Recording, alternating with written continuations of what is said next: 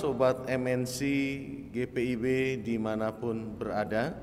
Jumpa lagi bersama saya Pendeta Samuel Charles Mowoka dari GPIB Margo Mulyo Batu. Malam ini kita akan membaca dan merenungkan firman Tuhan yang terambil dari kitab Mazmur pasal 104 ayatnya yang ke-10 sampai dengan ke-18. Sebelum kita membaca dan merenungkan firman, mari terlebih dahulu kita satukan hati dan berdoa mohon bimbingan Roh Kudus. Kita berdoa. Bapa, kami bersehati di dalam kepelbagaian dan juga tempat yang memisahkan kami satu dengan yang lainnya. Kami bersatu dalam firman Tuhan dalam program Night Call pada malam hari ini. Bersama dengan saudara-saudara kami, umat Tuhan di GPIB yang terletak di berbagai daerah di Indonesia, kami hadir untuk merenungkan sebagian firman Tuhan. Kami mohon ketika malam hari ini kami mau merenungkan firman-Mu, Roh Kudus-Mu hadir menaungi hati dan pikiran kami, mencerahkan dan memampukan kami memahami firman Tuhan dengan baik dan juga membuatnya jadi pegangan dalam hidup dan merefleksikannya supaya kami menjadi lebih baik di waktu yang akan datang. Ini kami ya Tuhan yang siap mendengarkan firman-Mu, dalam nama Tuhan Yesus kami berdoa. Amin. Kitab Mazmur pasal 104 ayat 10 sampai dengan ayat ke-18, saya akan membacakan bagi saudara-saudara, sobat MNC dimanapun berada. Firman Tuhan berkata, Engkau yang melepas mata-mata air ke dalam lembah-lembah, mengalir di antara gunung-gunung, memberi minum segala binatang di padang, memuaskan haus keledai-keledai hutan. Di dekatnya diam burung-burung di udara, bersiul di antara daun-daunan. Engkau yang memberi minum gunung-gunung dari kamar-kamar lotengmu, bumi kenyang dari buah pekerjaanmu. Engkau yang menumbuhkan rumput bagi hewan dan tumbuh-tumbuhan untuk diusahakan manusia yang mengeluarkan makanan dari dalam tanah, dan anggur yang menyukakan hati manusia, yang membuat muka berseri karena minyak, dan makanan yang menyegarkan hati manusia. Kenyang pohon-pohon Tuhan, pohon-pohon aras di Libanon yang ditanamnya, di mana burung-burung bersarang, burung ranggung yang rumahnya di pohon-pohon sanobar. Gunung-gunung tinggi adalah bagi kambing-kambing hutan. Bukit-bukit batu adalah tempat berlindungan bagi pelanduk. Demikian pembacaan firman Tuhan. Saudara-saudara kekasih Tuhan dimanapun berada, suatu saat seorang sahabat pernah bertanya kepada saya tentang salah satu nama bulu yang ada di kepala. Dia mengatakan kalau ini namanya rambut, kalau ini namanya alis, kalau ini namanya kumis, kalau ini namanya janggut. Tapi kalau suka ada bulu yang tumbuh di bawah bibir, itu namanya apa? Saya bingung menjawabnya karena memang belum tahu. Saya katakan mungkin itu janggut juga, janggut yang ada di atas. Dia bilang tidak. Lalu apa namanya bulu yang ada di sini? Lalu teman saya katakan itu namanya bulu dan. Loh, kok bisa bulu dan? Saya protes teman saya, kok bisa namanya bulu dan? Dia bilang rambut, alis, kumis, dan janggut. Jadi dia sebagai penyambung katanya begitu. Nah saudara-saudara, memang konyol apa yang teman saya tanyakan kepada saya, tapi paling tidak kita tahu bahwa setiap hal dalam tubuh kita ini punya nama. Bukan hanya di tengah tubuh kita, tapi juga seluruh hal di dunia ini memiliki nama. Bukan hanya sekedar memiliki nama, Segala hal yang ada dalam dunia ini juga memiliki fungsi. Dan semua fungsi itu sudah diatur dan ditata sedemikian baik dan indah oleh Tuhan Sang Pencipta kita. Kitab Mazmur 104 adalah gambaran tentang teologi penciptaan yang diungkapkan tidak berdasarkan narasi, tetapi berdasarkan puisi dan juga ungkapan cinta dari pemazmur. Ini sesuatu yang luar biasa kalau kita menghayati, di mana dalam bagian bacaan kita dikatakan bahwa Tuhan tidak saja menciptakan manusia dan seluruh makhluk yang ada di dalamnya, menata semuanya supaya teratur dan bisa berjalan dengan baik, tetapi Tuhan juga mencukupkan dan memelihara kehidupan manusia dengan memberikan berbagai hal yang dibutuhkan oleh seluruh makhluk hidup tanpa terkecuali. Luar biasanya Tuhan kita. Kalau kita baca bagian pertama sampai 9 yang menjadi bacaan kita pagi, diungkapkan bahwa ketika samudra itu menutupi seluruh daratan, bahkan gunung yang tinggi pun tertutup, Tuhan menghardik air-air itu supaya samudra itu akhirnya menuruti perkataan Tuhan dan diam atau tinggal di tempat-tempat yang telah disediakan Tuhan, di tempat-tempat yang memang sudah disiapkan oleh Tuhan. Nah, Ibu Bapak dan saudara-saudara, anak-anak yang dikasihi Tuhan, kalau air itu sudah kembali pada tempatnya, manusia juga dan hewan tumbuhan berbagai makhluk di dalam dunia ini juga masih membutuhkan air. Dan kita lihat dalam pembacaan kita, Tuhan membuka beberapa tempat supaya air itu boleh mengalir dan boleh mencukupkan kebutuhan kehidupan dari seluruh makhluk. Luar biasa indah Tuhan mengatur, menata sesuatu yang besar dan dahsyat, takluk di bawah kuasa Tuhan, bahkan bisa menjadi berguna untuk kebutuhan hidup manusia. Luar biasanya Tuhan menata dan mengatur semuanya itu. Bahkan dikatakan bahwa pohon-pohon yang besar diciptakan dengan tujuan untuk bisa burung-burung itu bersarang. Dan juga gunung-gunung, bukit-bukit yang tinggi juga dikenyangkan Tuhan. Bukan hanya makhluk-makhluk yang kelihatan yang kita tahu seperti manusia, hewan dan tumbuhan. Semua gunung pun diberi makan, bumi itu diberi makan oleh Tuhan. Artinya Tuhan memberikan kebutuhan seluruh ciptaan yang ada dalam semesta ini. Dan kita lihat juga lebih lanjut bahwa Tuhan menetapkan tempat-tempat tertentu buat kambing-kambing hutan di gunung-gunung yang tinggi, karena mereka binatang yang lamban untuk bisa bekerja dan berjalan, menjadi mangsa tentunya binatang liar kalau tidak bersembunyi di gunung-gunung yang tinggi. Demikian juga binatang-binatang pelanduk di bukit-bukit batu, di mana mereka adalah makhluk yang lemah yang juga sering menjadi mangsa dari predator. Saudara-saudara, sahabat-sahabat MNC dimanapun berada, apa yang kita pelajari lewat firman Tuhan pada malam hari ini sebelum kita beristirahat? Nah, yang pertama-tama kita diajarkan, saya mau gambarkan dengan sebuah cerita. Saya ketika SMP dulu ada seorang teman yang cukup kaya. Dia anak dari seorang mantri desa, kebutuhannya tercukupi. Jadi seringkali kami teman-temannya selalu ikut dengan dia, selalu bergabung dengan dia, karena dia punya berbagai hal yang bisa membuat kami tercukupkan. Kita sering ditraktir makan, kita suka diajak jalan karena dia orang berada.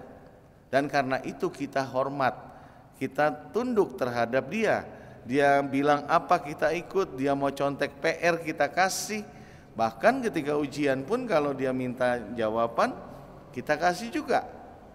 Nah, artinya apa Ibu Bapak? Artinya sama orang-orang yang punya kuasa, sama orang-orang yang memiliki banyak hal, kadang kita itu tunduk dan patuh. Seperti peribahasa Indonesia yang mengatakan bahwa ada gula, ada semut. Di mana ada kekuasaan, di mana ada kelimpahan, banyak orang ikut, banyak orang turut, banyak orang tunduk. Nah, Ibu Bapak dan Saudara, kalau kita sadari segala sesuatu yang ada dalam dunia ini bukanlah karena usaha atau upaya seseorang, tapi karena anugerah Tuhan. Hanya Tuhan saja yang memberikan hidup. Lewat kesaksian pemazmur diungkapkan bahwa Tuhanlah yang menata segala sesuatu, Tuhanlah juga yang menyediakan segala sesuatu, Tuhanlah juga yang mencukupkan kehidupan manusia dengan segala sesuatu yang Dia sudah berikan, sediakan, dan juga tata dengan baik. Karena itu sebenarnya harusnya kalau kita sadar, kita tunduk dan patuh hanya kepada Tuhan, karena Dia adalah pemberi kehidupan bagi saudara dan juga saya. Injil Matius ungkapkan ketika Yesus selesai dicobai di padang gurun, 40 hari 40 malam iblis katakan, "Wahai Yesus, engkau pasti lapar. Kalau kamu lapar, tunduklah kepadaku, maka katakanlah kepada batu-batu itu, ubahlah menjadi roti. Maka aku akan memberikan kuasa supaya batu-batu itu menjadi roti dan kamu bisa memakannya." Apa yang Yesus katakan? Hidup itu bukan dari roti saja, tetapi dari firman yang Allah ungkapkan. Artinya Yesus mau mengarahkan kita, memperlihatkan kepada kita bahwa kebutuhan kita apapun itu disediakan, dicukupkan hanya oleh Tuhan, bukan oleh yang lain. Nah, karena itu sudah sepatutnya kita bersandar dan juga bermohon, bergantung kepada Tuhan. Kalau kepada manusia kita bisa tunduk, kalau kepada orang-orang tertentu kita bisa hormat, kenapa kepada Tuhan kita tidak? Harusnya pada Tuhan yang lebih utama kita tunduk, kita hormat, kita memuliakan Dia di sepanjang kehidupan kita. Kenapa hal ini kadang tidak terjadi? Yang pertama, kadang kita orang menganggap apa yang diperoleh, apa yang didapatkan dalam hidup itu semata-mata karena kekuatan dan kemampuan diri. Nah, ini yang sering membuat keliru. Manusia sering sombong, tidak merendahkan diri. Pemazmur mengajarkan kita untuk bisa merendahkan hati dan diri di hadapan kuasa dan kemuliaan juga kebesaran Tuhan. Seorang tokoh terkenal yang bernama Mahatma Gandhi pernah mengatakan bahwa seluruh dunia ini sungguh sebenarnya amat cukup untuk memenuhi kebutuhan seluruh makhluk ciptaan Allah dalam dunia ini. Hanya saja terkadang manusia, makhluk hidup lainnya juga dalam keserakahannya membuat kehidupan ini menjadi milik pribadi atau orang-orang tertentu. Banyak ketidakadilan, banyak orang yang merasa kekurangan dan lain sebagainya. Kenapa? Karena mereka merasa bahwa apa yang mereka peroleh dari kekuatan dan melalui dirinya saja. Kalau kita percaya semua yang kita peroleh, kita dapat itu dari Tuhan, maka ketika kita berlebih, kita sadar bahwa ada tanggung jawab kita untuk membagi dan untuk memenuhi kebutuhan orang-orang yang Tuhan hadirkan di sekeliling kehidupan kita. Demikian juga sebaliknya, bila kita susah, bila kita tidak berdaya, bila kita membutuhkan dan sampai dengan saatnya itu belum tercukupkan, percayalah pada waktu yang tepat Tuhan juga akan memberikannya bagi saudara dan saya. Kiranya firman Tuhan pada malam hari ini boleh menutup hari kita dengan ungkapan syukur dan percaya bahwa esok Tuhan sudah mempersiapkan segala yang terbaik untuk saudara dan juga saya. Amin. Mari kita menutup perjumpaan kita dengan doa. Kita berdoa. Tuhan, kami bersyukur kalau malam ini kami boleh diingatkan akan sabda-Mu bahwa Engkaulah penjamin, pemelihara, penyedia, pencipta, dan sesungguhnya Engkaulah segala-galanya dalam hidup kami. Sungguh patut kami memuji dan memuliakan-Mu. Karena itu Tuhan, sepanjang hidup kami mau berserah dan menyerahkan dalam hadirat-Mu, karena kami sadar bahwa Engkaulah yang menjamin segala sesuatunya bagi kehidupan kami semua. Kami berdoa bagi saudara-saudara kami, sahabat-sahabat MNC dimanapun berada. Tuhan menyertai mereka yang dalam keadaan sakit, mereka yang dalam keadaan lemah, mereka yang dalam keadaan tertekan karena hidup yang berat, mereka yang dalam keadaan bermusuhan dengan saudara dan sahabat, mereka yang dalam keadaan penuh dengan pergumulan. Tuhan lawatlah mereka. Biarkan mereka percaya dan bergantung penuh pada Tuhan, bahwa pada waktunya Tuhan akan hadir dan memberikan segala apa yang dibutuhkan, baik itu kesehatan, kebutuhan kehidupan, penyelesaian masalah, kebebasan hidup dari tekanan, sukacita yang besar. Karena sesungguhnya dari awal Tuhan sudah mempersiapkan segala sesuatunya bagi kami semua, sehingga sudah sepatutnya kami tidak khawatir dan percaya akan pemeliharaan Tuhan. Kami berdoa ya Tuhan, bagi saudara-saudara kami yang berjuang mengentaskan kemiskinan, saudara-saudara kami yang berjuang untuk membuat keadilan ini menjadi nyata, saudara-saudara kami yang berjuang untuk juga membuat kehidupan orang-orang yang sulit bisa tercukupkan. Tuhan lawat mereka, mampukan mereka dalam perjuangan mereka, hadirlah dan menunjukkan kuasa dan kemuliaan-Mu Tuhan. Kami berdoa juga bagi GPIB secara sinodal. Tuhan berkati fungsionaris Majelis Sinode, Bapak Ibu Pendeta, Bapak Ibu Penatua, diaken, pakai mereka Tuhan untuk bisa menjalankan segala hasil keputusan persidangan dengan baik dan bijak. Demikian juga kami doakan seluruh tim yang mengatur, mengelola, dan menjalankan MNC ini untuk bisa menjadi berkat bagi banyak orang di berbagai daerah dan penjuru Indonesia. Tuhan pakai mereka, Tuhan berkati mereka. Kami juga berdoa ya Tuhan, bagi saudara-saudara kami yang berada di Malinau, yang bergumul karena banjir yang melanda. Berikan kekuatan, berikan kesehatan, berikan kemampuan untuk mereka boleh sabar menghadapi pergumulan ini. Dan Tuhan hadirkanlah bantuan lewat berbagai orang, berbagai penjuru yang memiliki kemampuan. Sadarkan mereka untuk mau berbagi dalam kasih. Terima kasih Tuhan, jika malam sudah menjadi bagian hidup kami. Kami mau melepas lelah dalam istirahat malam. Tuhan izinkanlah kami beristirahat dengan baik dalam peraduan kami. Dan sudilah ampuni kami jika banyak kesalahan kami buat di sepanjang hari ini. Bimbing kami supaya kami boleh beristirahat dengan baik sehingga esok kami bisa menjadi lebih baik lagi. Pribadi yang diberkati Tuhan, pribadi yang juga menjadi berkat.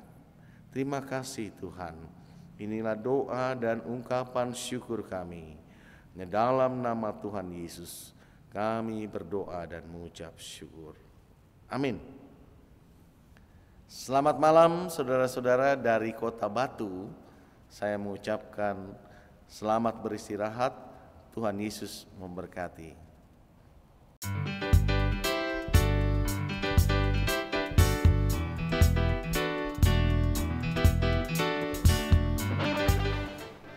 Terima kasih atas dukungan BNI. Semoga BNI tetap maju